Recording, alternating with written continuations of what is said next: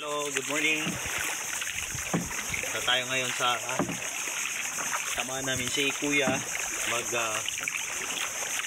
kuha ng kanyang lambat. So, tingnan natin kung mayroong huli na isda. Okay. Sagwan tayo ng bangka. Bago din magsagwan. So, exercise. So, kabakawan yan, no? Halibot.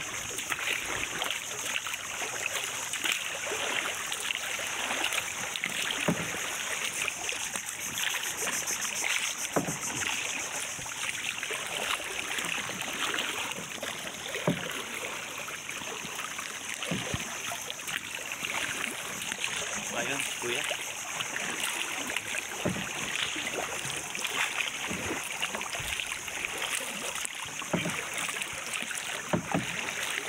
High tide niyan. Okay na?